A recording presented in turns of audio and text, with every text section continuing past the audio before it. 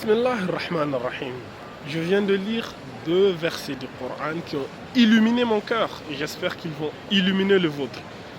Allah subhanahu wa ta'ala, il nous dit dans la sourate 16, verset 15, sourate al-Nahl, Allah il nous dit A'udhu billahi minash shaitanir rajim. Wa alqa fil ardi rawasiya an tamida bikum. Allah il dit, nous avons placé sur la terre des montagnes qui sont immobiles afin qu'elles ne branlent pas en vous emportant avec elles. Subhanallah. Allah il dit qu'il a placé sur la terre des montagnes qui sont immobiles afin que la terre ne se branle pas en vous emportant avec elles. Ici, Allah il nous dit que les montagnes empêchent la terre de trembler, d'avoir des séismes partout. Et subhanallah, par la même occasion, Allah nous dit que afin qu'elle ne vous emporte pas.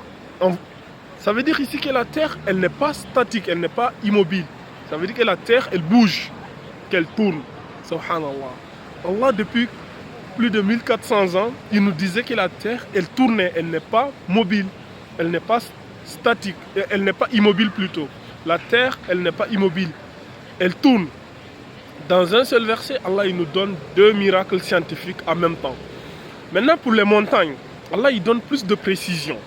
Dans la sourate al-Naba, sourate al-Amma yatasa'alun, Allah subhanahu wa ta'ala nous dit A'udhu billahi minash shaitanir rajim.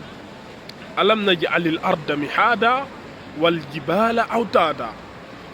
N'avons-nous pas fait de la terre une couche et les montagnes comme des pics? Subhanallah. Allah il précise ici que les montagnes sont des pics comme une pointe qui empêchent la terre de branler avec nous.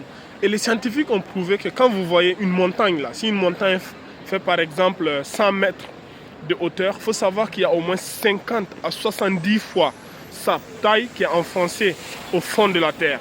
Par exemple, si une montagne fait 10 mètres, il y a au moins 1000 mètres qui est enfoncé au fond de la terre pour empêcher la terre de trembler, pour empêcher la terre de se branler avec nous. Subhanallah. Allah il nous donne ça depuis plus de 1400 ans. Comment le prophète sallallahu alayhi wa sallam il a pu savoir cela alors que c'est dans les siècles qui viennent, les derniers siècles que les scientifiques ont découvert ça. N'est-ce pas un miracle scientifique qu'Allah il nous cachait dans le Coran? Le Coran, nous devons méditer sur le Coran comme Allah il nous dit.